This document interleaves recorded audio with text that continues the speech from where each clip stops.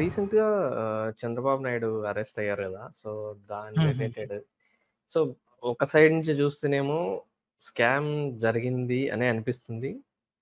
But హ్మ్. Scam చేశారు అంటే గిన అరెస్ట్ చేయాలి గదా! తప్పదు గదా! ఎవరైనా చేయాల్సిందే అదొకటి ఉంటది. బట్ ఇంకొక సైడ్ నుంచి చూస్తేనేమో ఓకే. ఒక పవర్‌ఫుల్ అపోజిషన్ లీడర్‌ని చేసే అసలు వాయిస్ ఏముంటది ఇంక మనకి నార్మల్ ప్రజలకి ఏముండదు గదా!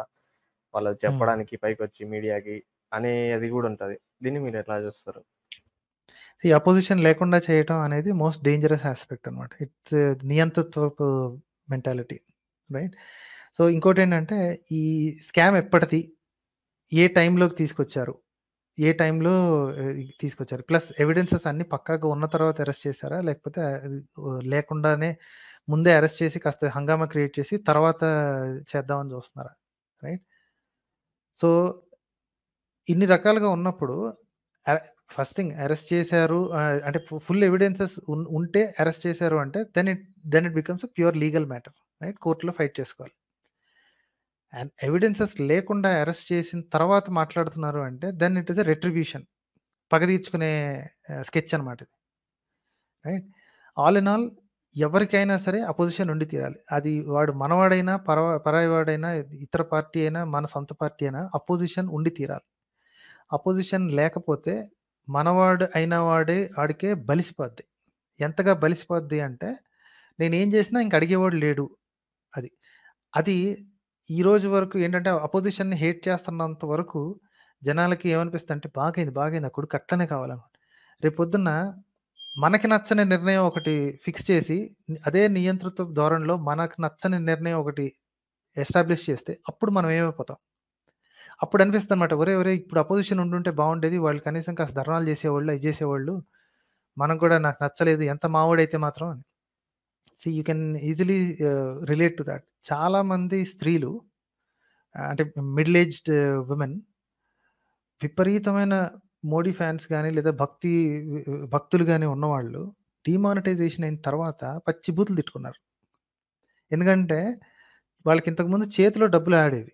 క్యాష్ అనేది ఆడేది. ఒక్కసారిగా మొత్తం అంతా డిజిటల్ క్యాష్ అయిపోయేసరికి వాళ్ళ చేతిలో పోపుల డబ్బాలో దాచుకోవటం అయన్నీ మానేశారు. తిట్టుకుంటూనే ఉన్నారు. సమ్ ఆఫ్ మై ఓన్ బంధువులు ఇప్పటికి కూడా తిట్టుకుంటూనే ఉన్నారు.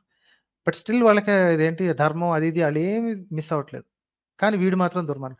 సో, ఇట్స్ ఆల్‌వేస్ పాసిబుల్ మనకెంత నచ్చినా సరే, మనకి నచ్చని నిర్ణయం ఒకటి తీసుకున్నప్పుడు అపోజిషన్‌గా లేదా దాన్ని ఎదురుగా ఉండి మాట్లాడడానికి ఒక వాయిస్ ఉండాలి.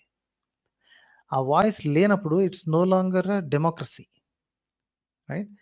తప్పు చేస్తే లోపలేయటం అనేది మోస్ట్ కామన్ థింగ్. అది అందరికీ జరిగి తీరాలి. అది మనోడైనా జరిగి తీరాలి. రైట్? మనోళ్ళనుకున్నా సరే తప్పు చేశారని ప్రూవ్ అయిన తర్వాత definitely bring all evidences and put them inside. కానీ ఏ అంటే అగైన్ నేను ఈ స్టోరీని అస్సలు ఫాలో అవ్వట్లేదండి. Because politics give me a huge headache. I have been on both sides of the spectrum.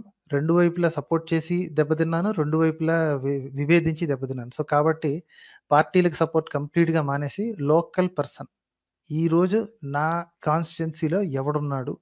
వాడెలాంటోడు? అన్నంత వరకు మాత్రమే చూస్తానండి. I don't care what their leader is, what their person is. And నేను వినేవాళ్ళందరికీ కూడా చాలా మందికి ఇదే చెప్పాను. Don't ever think what is the main leader. వాడి జీవితంలో మిమ్మల్ని కలవడాడు. మీ వార్డ్ మెంబరు, మీ ఎమ్మెల్యే కనీసం కలిసే అవకాశం అన్నా ఉంది. ఎక్కడన్నా ఒక సభలో అన్నా చూసే అవకాశం అన్నా ఉంది. Always vote local. మనవాడు మనకు తెలిసినవాడు మాత్రమే. పార్టీలకి, పార్టీ అధినేతలకి ఎప్పుడు ఓట్లేయకూడదండి. వాళ్ళని జూసి వీళ్ళకి ఓట్లేయకూడదండి. Did that answer your question అండి? Yeah! Yeah! Yeah! Thank you అన్న.